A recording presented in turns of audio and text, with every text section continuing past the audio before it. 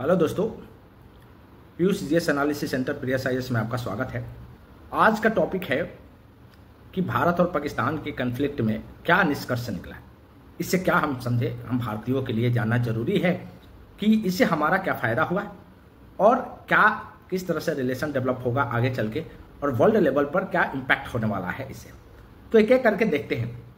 पहली बात तो ये है कि इस युद्ध में पहला जो भारत की ताकत हमें दिखाई देता है, भारत मजबूत दिखाई देता है और भारत का जो मॉडर्नाइजेशन आर्मी के लिए और फोर्सेस के लिए हुआ था यह हमें दिखाई देता है।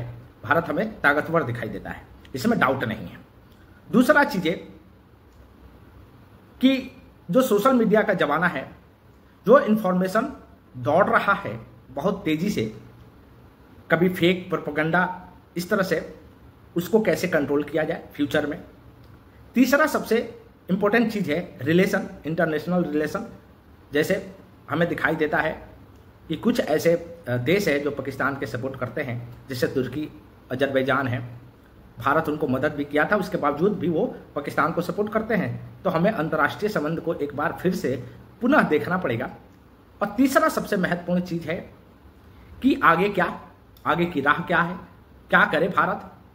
तो एक एक करके डिस्कस करते हैं। पहली बात, हमारे जो डिफेंस सिस्टम है, जैसे हमें ऑपरेशन सिंदूर में दिखाई दिया, सीज फायर हो चुका है और सीज फायर हुआ है तो बहुत बढ़िया ही है। एक रामधारी सिंह दिनकर की कविता है। रामधारी सिंह दिनकर कहते हैं कि क्षमा सोबती उस भुजंग को जिसके पास गरल हो। क्षमा उसी को सौंपती है जिसके पास जो ताकतवर हो। उसको क्या जो दंतहीन विष रहित विनित सरल हो, उसका क्या है, न उसके अंदर कोई विष पड़ा हुआ है, न जो ताकतवर है, तो वो क्या क्षमा करेगा। तो भारत ने जो सीज फायर का जो दिया गया, उसका भारत ने समर्थन किया, तो ये अच्छी बात है क्योंकि भारत ताकतवर है और ताकतवर देश को ऐसा करना ही चाहिए। दूसरा चीज़ें है, हमें अपने डिफेंस सिस्टम को बहुत ताकतवर है इस समय हमें देखने को मिला। जैसे हमारा डिफेंस S-400 गजब कहर ढा दिया उसने तो कहर ढा दिया भाई। पाकिस्तानियों के सारे ड्रोन को वो नष्ट ही कर दिया। ये तो गजब ही बात थी। तो ये 100% एक्यूरेसी आज तक किसी वर्ल्ड में किसी भी डिफेंस सिस्टम में ऐसे देखने को नहीं मिला, और ये भारत के डिफेंस सिस्टम में देखने को मिला है, तो ये बहुत अच्छी बात है। ब्रह्मोस जैसे मिसाइल है।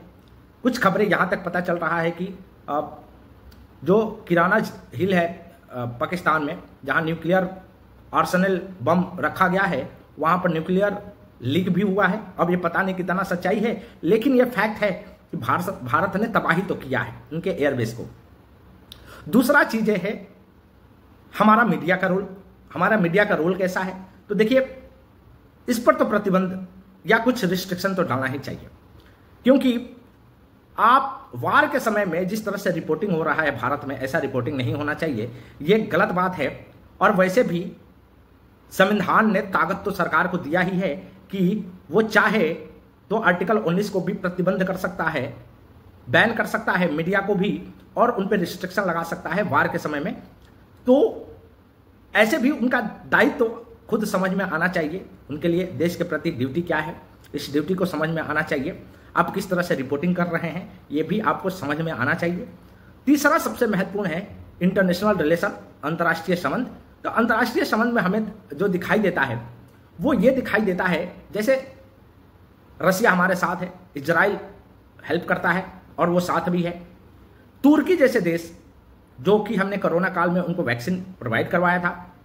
2013 में अर्थक्वेक आया था तो उसमें भी भारत ने सपोर्ट किया था और काफ़ी हद तक सपोर्ट किया था, मेडिकल से लेकर हॉस्पिटल। तो अजरबैजान है, ये जो पाकिस्तान को खुले सपोर्ट कर रहे हैं।